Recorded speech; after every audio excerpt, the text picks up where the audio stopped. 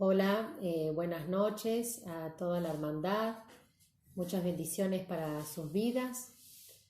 Bueno, acá continuamos con los estudios bíblicos de los lunes, vamos a seguir con la enseñanza.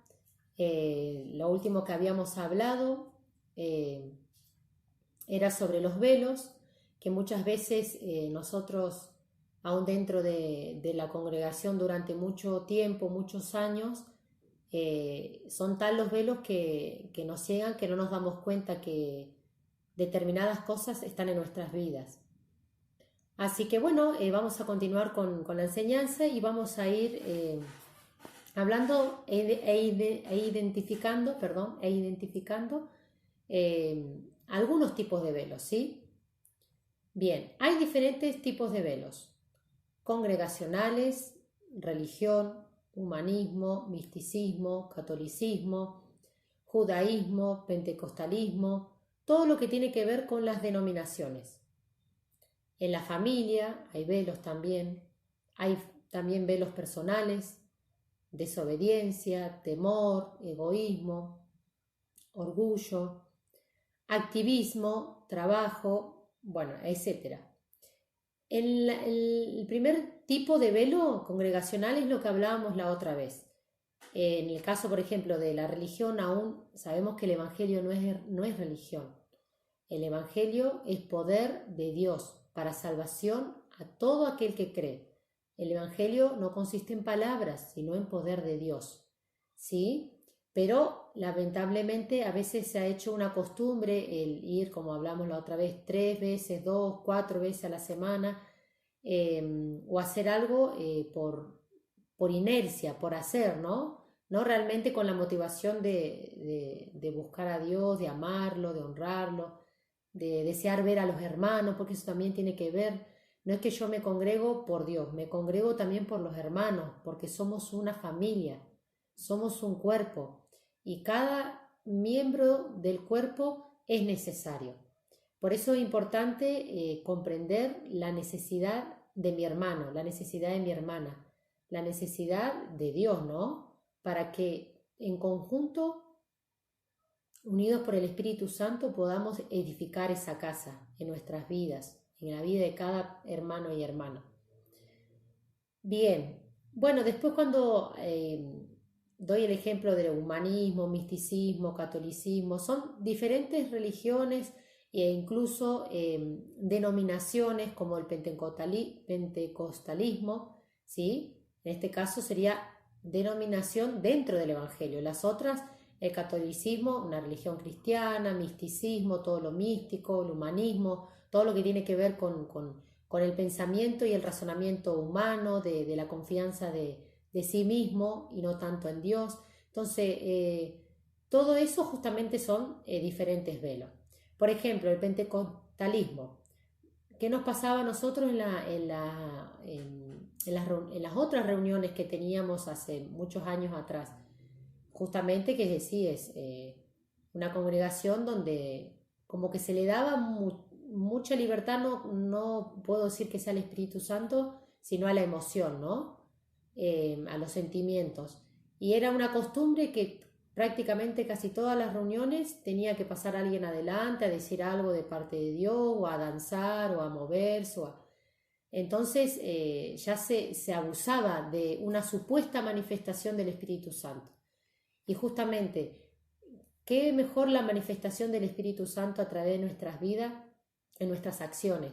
También a través de los dones y la gracia que nos has dado, por supuesto, pero no tengo que esperar a llegar a la congregación para que eso se manifieste. La manifestación del Espíritu Santo en mi vida, el fruto del Espíritu, los dones del Espíritu, tienen que hacerse real y darse a conocer en mí en cada momento de mi vida y en el momento puntual en el que Él me quiere usar, ¿no? Entonces, bueno, por eso es importante llevarlo a todo ámbito de nuestras vidas. Así que, bueno, ese sería un ejemplo del pentecostalismo. Bueno, velos en la familia, que muchas veces sin darnos cuenta tenemos a alguna persona en primer lugar en nuestras vidas y no es Dios, o que acostumbramos a hacer determinadas reuniones familiares que sí o sí las tenemos que hacer y lo hacemos por compromiso y a veces justamente nos sacan mucho tiempo de buscar de Dios, de servirle. Entonces son justamente esos velos que nos ciegan y que acostumbramos a hacer y que le están quitando ese tiempo, ese espacio a Dios en nuestras vidas y que no nos permite ver con claridad justamente esto, qué es lo que el tiempo y el espacio que yo le estoy dando a Dios en mi vida. Velos personales, la desobediencia, algo muy común, que creo que estoy haciendo las cosas bien, pero a mi manera. Entonces cuando creo, digo, no, obedecí en esto, pero no, en esto no obedecí. Entonces, bueno, hay desobediencia en mi vida, ¿sí? Temor, muchos tienen temor de lo que puede venir, temor a un hombre, temor a algo específico, temor a la noche, temor a las cosas malas, al ocultismo. Y nosotros no tenemos que temer al hombre, ni temer a la oscuridad, ni a las tinieblas, ni al diablo, sino realmente tener temor reverente de respetar y de honrar a nuestro Dios. El egoísmo, sí, el egoísmo es algo que también a veces nos ciega porque pensamos mucho en nosotros mismos o en nuestra familia, pero no pensamos en el prójimo, en aquel que me está necesitando, que no es tan cercano, en aquel que me está necesitando y quizás justamente no me hizo el bien, pero le tengo que devolver el bien yo. Bueno, después está el orgullo, que de eso también nos juega mucho en contra, el ego, otro velo es la vanidad, bueno, justo ahí no lo puse, pero el orgullo y el ego y la vanidad como que van de la mano justamente, porque es como que quiero como que me creo superior a los demás, aún de lo que Dios nos dio de gracia, el orgullo como quiere, mirá, yo sé esto, o yo mirá lo que hago, o esto, o lo otro, o mirá lo que dicen de mí. Entonces no, ese orgullo, ego, vanidad, el esperar que hablen de mí, o el esperar el aplauso, eso se tiene que derribar en nuestras vidas, se tiene que quitar todo velo de vanidad, de orgullo, de ego, ¿sí? Activismo, trabajo. Muchas veces el trabajo nos ciega, tanto trabajo, trabajar laboralmente, ¿no? Trabajar, trabajar, trabajar y queremos obtener dinero, cosas materiales y nos van apagando cada vez más la vida del espíritu en nuestras vidas porque no alimentamos el espíritu sino a la carne. Y el activismo justamente ese lo relaciono más a todo trabajo que se realice en una congregación o a todo trabajo espiritual, porque todo tiene su tiempo. No es que tengo que todos los días vivir todos los días haciendo algo específico y tomarlo como una costumbre, porque justamente más allá que sea un servicio a Dios, porque todo tiene su tiempo. Tengo que tener el tiempo de estar con Dios, para escucharlo, para poder estar en quietud y oír su voz y obedecerla. Tengo que pasar tiempo con mi esposo, mi esposa, con mis hijos, mis hijas, la familia. ¿Sí? Fíjense, en el día, ¿no? Estoy hablando de darle un ejemplo, en el día. Tengo que también tener mi tiempo para mí, ¿no? Para descansar, para hacer lo que tengo que hacer desde mis responsabilidades.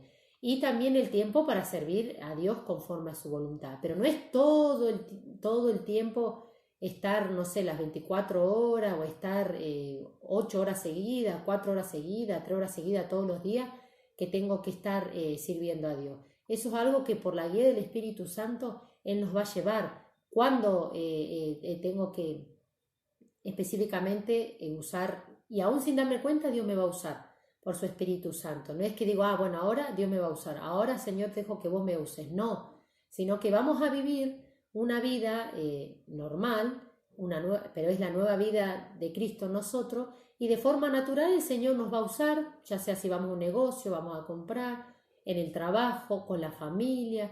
Entonces, de una u otra manera, Él está en uno y nos va usando conforme a su voluntad. No es que, bueno, ahora voy a hacer esto, bueno, ahora voy a ir a la iglesia a hacer esto. Está bien, si hay estudios bíblicos, hay oración, eso está muy bien. Pero aclaro esto porque no es que el activismo es como que tengo que hacer algo como para sentirme bien, ¿no? Hice esto mal, entonces tengo que hacer esto para poder como compensar aquello que hice mal, ¿no? Pero no es así, no es así. sino que si hice algo malo tengo que arrepentirme, pedirle perdón al Señor y de esa manera volver a no hacerlo y estar dispuesta y dispuesto para que Él me guíe y me enseñe a hacer su voluntad. Así que, y que Él sea el que viva nuestras vidas, que no vivamos una vida acostumbrada a hacer algo, sino que sea por la vida del Espíritu Santo en nosotros, ¿sí? Bien, ahora vamos a pasar a leer los siguientes versículos. Vamos a empezar por Éxodo capítulo 25, versículo 1 al 9.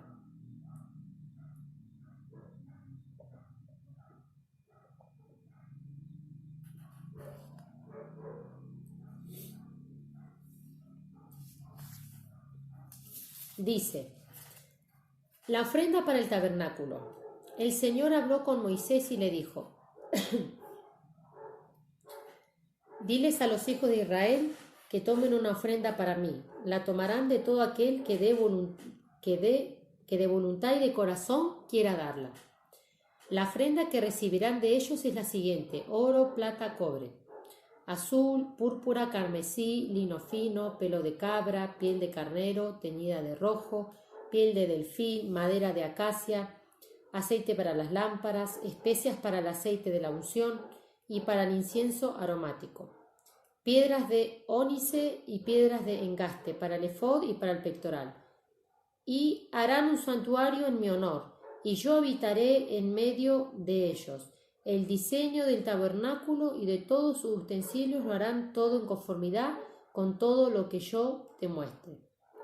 Fíjense, en estos versículos y sobre todo en el último, dice: el diseño del tabernáculo y de todos sus utensilios lo harán todo en conformidad con todo lo que yo te muestre. O sea, lo anterior le estaba diciendo el material, las cosas que iba a tener que usar para ese santuario que le iba a dar honor al nombre del Señor y para que Él pueda habitar en medio de ello. O sea, estábamos hablando anteriormente lo de la casa, ¿no? La casa espiritual.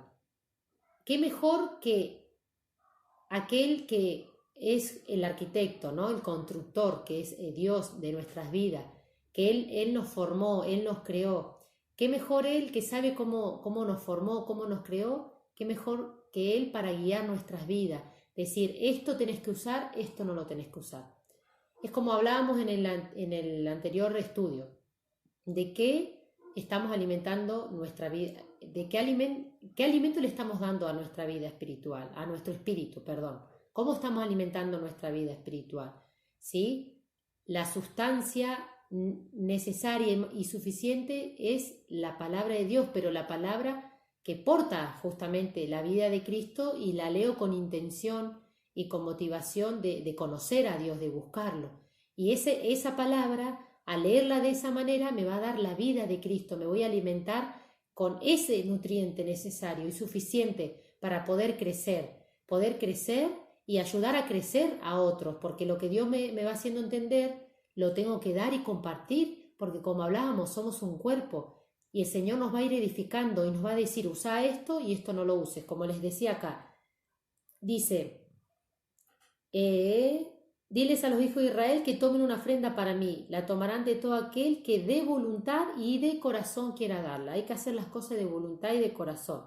Hay que, como hablábamos recién, disponer nuestro corazón para poder buscarlo al Señor Jesús, ¿sí?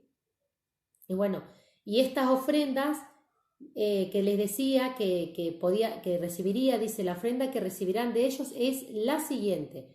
Y bueno, todas estas ofrendas era para esto: harán con eso un santuario en mi honor y yo habitaré en medio de ellos.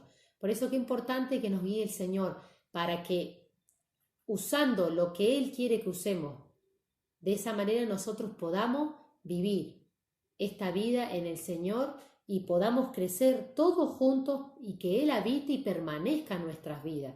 Y de esa manera, como dice acá, el diseño, vamos a conocer el diseño, el propósito por el cual Dios nos creó, ¿sí? Para que podamos vivir en su voluntad y podamos estar usando los materiales correctos y justos que Él quiere que yo use, no lo que un hombre o una mujer me dice, ¿sí? Porque sabemos que se levantarán falsos profetas, falsos maestros. Por eso es que nosotros a quien tenemos que escuchar y quien nos va a revelar el diseño y nos está revelando el diseño original es nuestro Dios, ¿sí? Es nuestro Señor Jesús, su Santo Espíritu que está con nosotros acá en la tierra. Bien, ahora vamos a pasar a 2 Corintios 3, capítulo 3, versículo 4 al 18.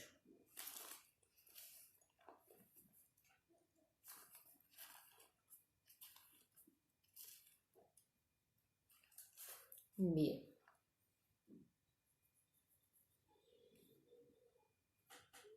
Dice, esta es la confianza que tenemos ante Dios por medio de Cristo. Y no es que nos creamos competentes por nosotros mismos, como si esta competencia nuestra surgiera de nuestra propia capacidad.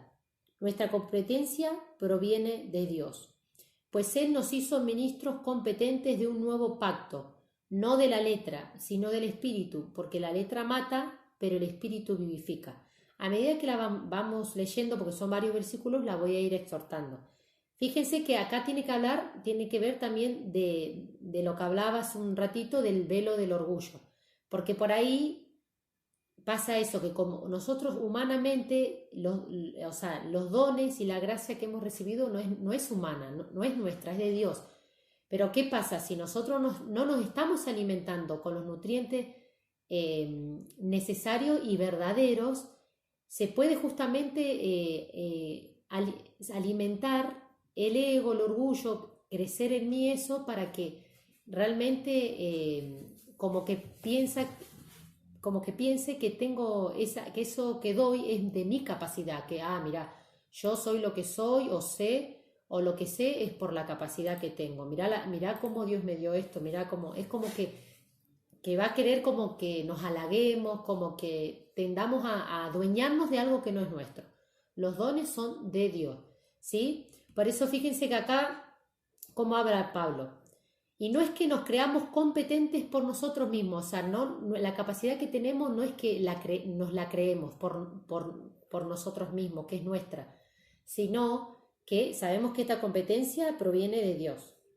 Dice, esta competencia, dice, no nos creemos competentes por nosotros mismos, como si esta competencia, ¿sí?, nuestra surgiera de nuestra propia capacidad. Nuestra competencia, nuestra capacidad proviene de Dios. Y eso siempre nos tiene que quedar en claro. Pues Él nos hizo ministros competentes de un nuevo pacto. O sea, Él nos hizo servidores capacitados del nuevo pacto. ¿Y cuál es justamente el nuevo pacto? Cristo es el nuevo pacto. Él es desde la eternidad y hasta la eternidad, desde el principio hasta el fin, ¿sí? Antes de crear Dios, el cielo y la tierra, ya estaba Dios Padre, Dios Hijo, Dios Espíritu Santo, ¿sí? Y en un futuro proyectada Dios Iglesia también, ¿sí? Que somos nosotros, como hijos suyos. Entonces, fíjense que este nuevo pacto no es de la letra, sino del Espíritu, porque la letra mata, pero el Espíritu vivifica. Ese nuevo pacto justamente es por la vida del Espíritu, es la ley del Espíritu Santo, no la ley de los mandamientos, la ley de la letra que mata, ¿sí? Porque los 10 mandamientos, si vos no cumplías uno, ya te hacías transgresor de toda la ley, ¿sí? Y justamente, ¿cuál era la consecuencia? La muerte, ¿sí? Entonces, espiritual, y por ahí también pasaba la física. Entonces, por eso es importante que nosotros podamos ser estos servidores, capacitados por la gracia de Dios, porque aquel que nos llamó nos capacita, pero para este nuevo pacto, porque lamentablemente en muchas congregaciones siguen viviendo por la ley de los 10 mandamientos o incluso esta misma, la ley de la letra, ¿sí? Que la ley de la letra también tiene que ver con esto, con la religiosidad. Quizá no es que cumplen, que están con los 10 mandamientos, pero siguen con la mentalidad de esclava, siguen ciegos con el tema del entendimiento en la palabra. Entonces sacan los versículos de contexto y los usan a su conveniencia y los usan para su defensa, ¿sí? O para su conveniencia, como decía.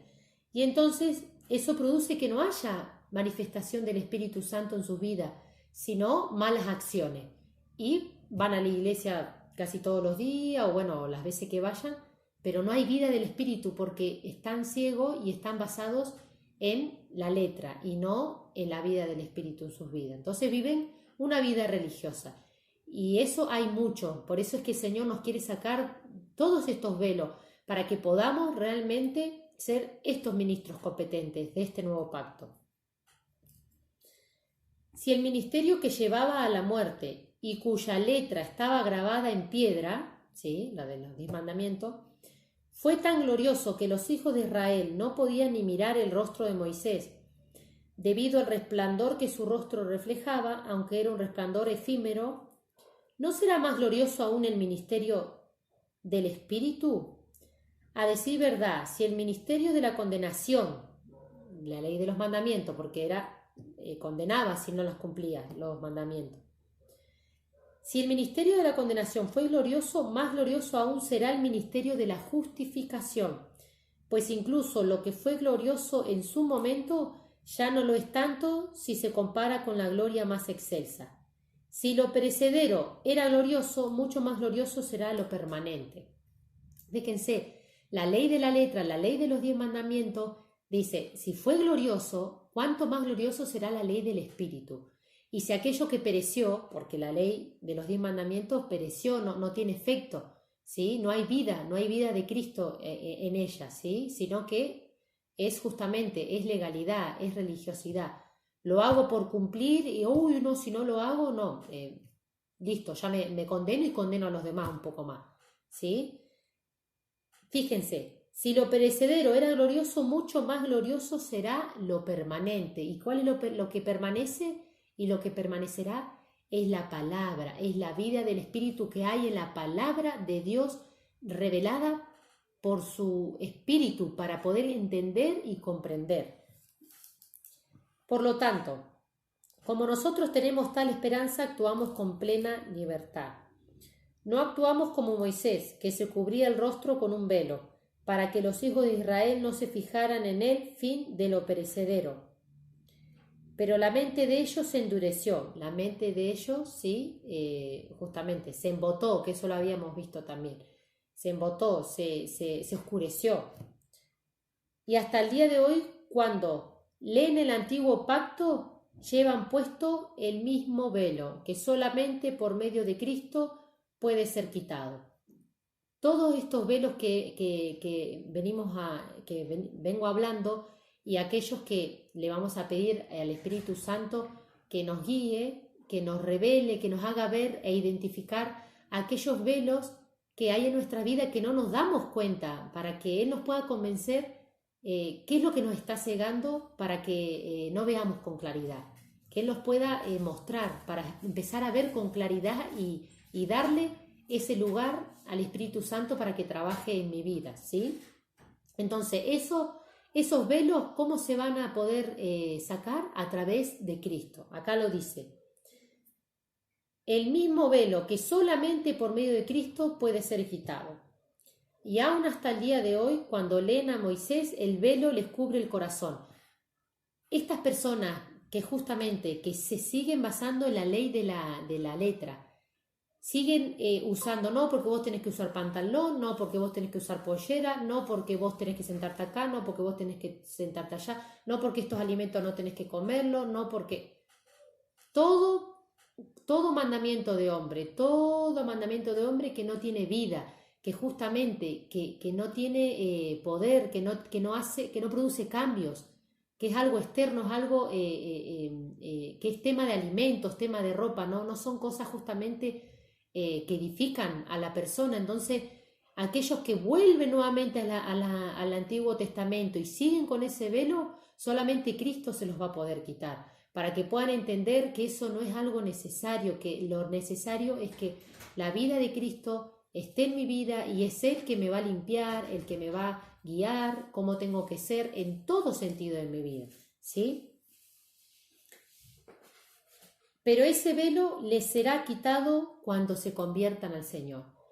Por eso hay muchos que van a las congregaciones pero no se han convertido al Señor. No hay realmente un cambio, no hay una nueva vida viviendo en ellos, que es Jesús, ¿no? sino que están convencidos, creen en Dios, se pueden saber muy bien la Biblia, pero no hay un cambio. Y acá dice que cuando ese velo les sea quitado, se van a convertir al Señor, van a ser transformados realmente. Entonces, tenemos muchas personas conocidas que si te cuestionan con determinadas cosas y vos quizás le querés decir y no nos entienden. Entonces, hemos hablado con los hermanos que cuando estas personas están muy cerradas y muy ciegas con lo que ellos creen que es lo correcto, directamente no hay que hablarles de lo que nosotros hemos entendido porque no nos quieren escuchar. Si se abren, muy bien, pero cuando vemos que no se abren, no hay que perder el tiempo en decirles, en explicarles, porque el Espíritu Santo les va a quitar ese velo, les va a hacer ver. Tenemos que orar nada más, orar para que el Señor se les revele y puedan ver con claridad cómo está su situación, su vida espiritual, su condición espiritual. Qué mejor que el Espíritu Santo les haga ver y nos haga ver a cada uno lo que hay en nuestras vidas que empaña la gloria de Dios, que no me permite cambiar, que no me permite avanzar, ¿sí? Bien, porque el Señor es el Espíritu y donde está el Espíritu del Señor, allí hay libertad. Por lo tanto, todos nosotros que miramos la gloria del Señor a cara descubierta como en un espejo, somos transformados de gloria en gloria en la misma imagen como por el Espíritu del Señor. Fíjense. El Señor es el Espíritu y donde está el Espíritu del Señor, allá hay libertad. Si el Espíritu de Dios está en mi vida, tengo que vivir en la libertad con la que Cristo me hizo libre. ¿Sí? Eso es una actitud. No solamente creo y entiendo, sino que tomo la actitud en mi vida de que no va a haber nada que me va a querer robar la paz que tengo, que es a Cristo. Robar la felicidad, robar la libertad que tengo, que es Cristo en mí. Entonces, podremos en algún momento no estar bien, pero enseguida recordar quién está viviendo en nosotros. Es Cristo, y Cristo es paz, Cristo es vida, Cristo es alegría, Cristo es libertad, es sanidad. Entonces, tengo que vivir como tal, aunque me duela algo en mi cuerpo, bueno, pero tengo que vivir como sano, ¿sí? Con felicidad, contento, por más que me duela algo en mi cuerpo, ¿sí? Poner de mi parte si yo no estoy cuidándome en mi cuerpo, y si es algo que Dios permitió que llegara, como pasó con Job, bueno, tratar de eso, de crecer y contentarme aún en el dolor, alegrarme aún cuando no todo va bien, ¿sí? Porque ahí es donde maduramos, ahí es donde empezamos a crecer y vamos progresando y vamos justamente siendo transformados de gloria en gloria en la misma imagen como por el Espíritu del Señor. Ya no vamos a tener un velo, sino que vamos a ver, como dice acá, miramos la gloria del Señor a cara descubierta, lo vamos a poder ver cara a cara al Señor, lo vamos a poder reflejar en Él y ver, vos sos así, Señor, vos sos un Dios, no que tenés amor, sino que sos amor. Dios es amor, Dios es generoso, Dios es bueno, Dios es justo. Entonces, como veo con claridad esos atributos del Señor Jesús, lo veo cara a cara, eso mismo es lo que voy a palpar, eso mismo es lo que voy a absorber de la persona de Cristo, y eso se va a hacer vida y se va a hacer real en mi vida. Voy a ser amor, voy a ser justo, voy a ser santo, voy a ser generoso, pero porque siento transformado a la imagen del Señor Jesús. A Él lo estoy mirando, no estoy mirando a las personas, no estoy mirando a la ley, estoy mirando a Cristo, al Cristo viviente, que vive en mí y que quiero que se refleje en mí. ¿Sí? Bien. Ahora vamos a pasar en el mismo libro, vamos a pasar al capítulo 4, versículo 1 al 6. Lo que continúa.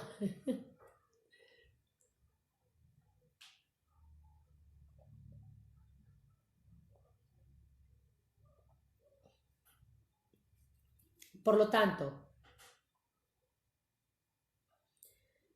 puesto que por la misericordia de Dios hemos recibido este ministerio, no nos desanimamos. Por el contrario, renunciamos a lo oculto y vergonzoso, y no andamos con engaños ni falseamos la palabra de Dios, sino que por medio de la manifestación de la verdad nos recomendamos a toda conciencia humana delante de Dios.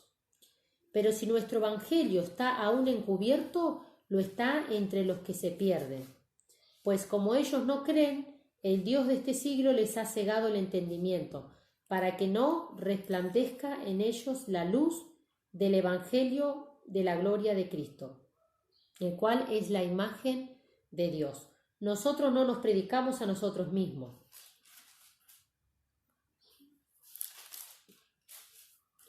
sino que proclamamos a Jesucristo como Señor y nos declaramos siervos de ustedes por amor a Jesús. Porque Dios, que mandó que de las tinieblas surgiera a la luz, es quien brilló en nuestros corazones, para que se revelara el conocimiento de la gloria de Dios en el rostro de Jesucristo.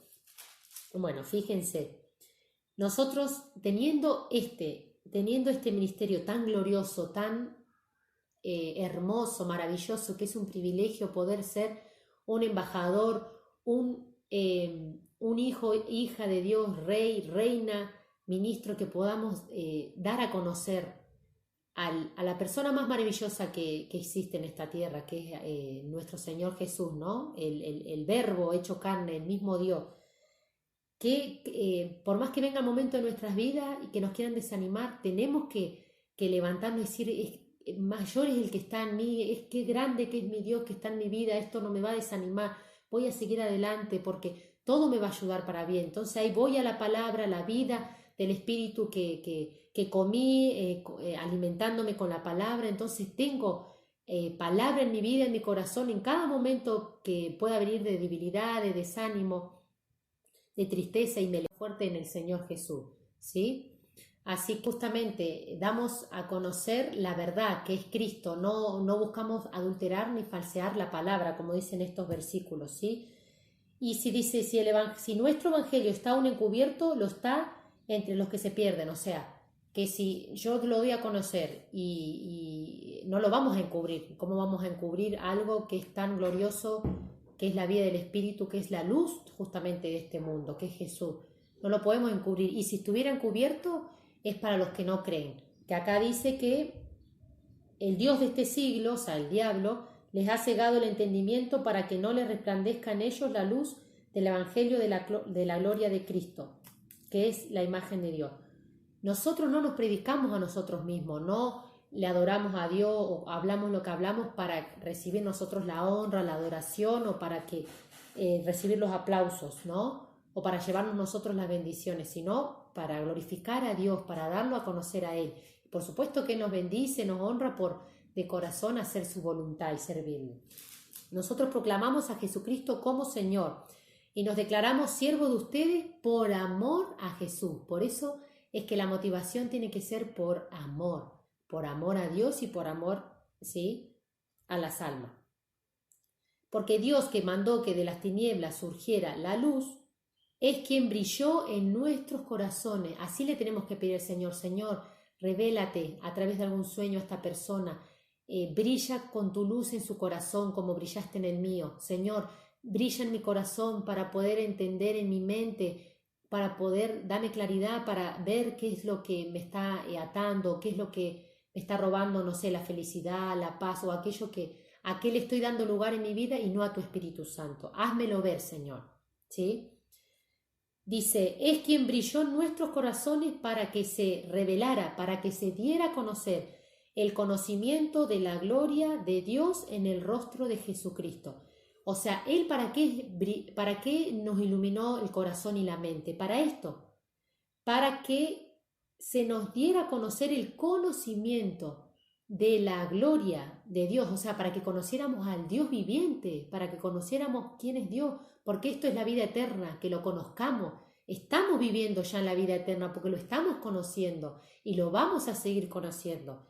Y de esa manera, ese conocimiento de la gloria de Dios, del amor, de todos los atributos, la majestad, la magnificencia, de todo lo que tiene Dios, de todo el ser que es Dios, ese conocimiento de la gloria de Dios en el rostro de Jesucristo, porque fue justamente toda esa gloria, esa divinidad, fue dada a conocer a través de Jesucristo, Jesús acá en la tierra, el Dios hecho carne, ¿sí? Bien, y vamos a pasar a los últimos versículos de la enseñanza del estudio de hoy, Primera de Pedro 4. Primera de Pedro 4, versículo 12 al 19.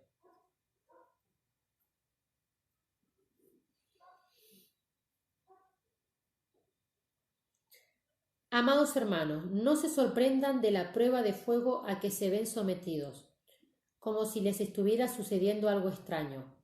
Al contrario, alégrense de ser partícipes de los sufrimientos de Cristo, para que también se alegren grandemente cuando la gloria de Cristo se revele. Bienaventurados ustedes cuando sean insultados por causa del nombre de Cristo.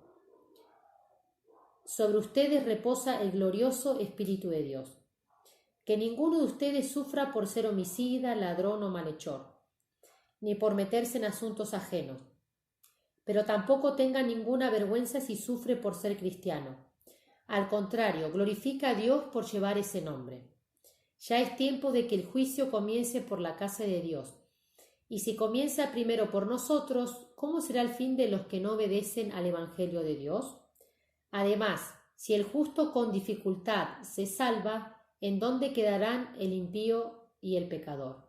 Así que aquellos que sufren por cumplir la voluntad de Dios, encomienden su alma al fiel Creador y hagan el bien.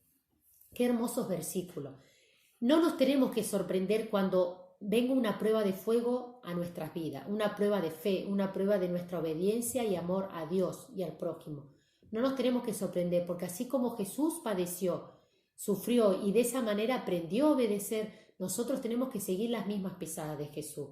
Y tenemos que contentarnos, y justamente ahí está la madurez, porque nos aprendemos a contentar aún en la prueba de fuego, aún en el dolor, aún en la dificultad, aún en la incertidumbre, para que nuestra fe y nuestro amor, para que la fe que tenemos en Dios, el amor, la obediencia nuestra se perfeccione en Jesús, y de esa manera podamos testificar y dar gloria a Dios y no avergonzarnos por sufrir por algo injusto o sufrir por algo que es la voluntad de Dios, ¿sí? Porque el Señor Jesús sufrió justamente y nosotros vamos a seguir las mismas pisadas.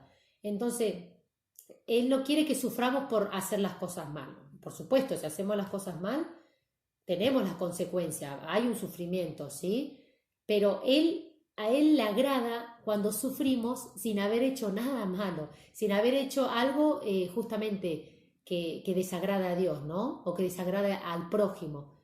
Sin haber hecho nada malo o a nada al prójimo o nada que desagrada a Dios y tenemos que sufrir, bueno, eso es aprobado ante Dios, eso es lo que alegra el corazón de Dios, porque ahí es donde ve que nosotros vamos creciendo, vamos madurando y vamos siguiendo las pisadas de Jesús.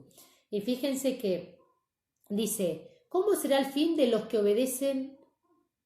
¿Cómo será el fin de los que no obedecen al Evangelio de Dios? Si el justo, o sea, aquel que está en Cristo, con dificultad se salva, ¿sí? Porque vamos camino a la perfección, pero en Cristo ya somos salvos, ¿no? Pero con dificultad, justamente dice, porque estamos porque tenemos que permanecer en Cristo, que es lo que hablaba en otros estudios anteriores.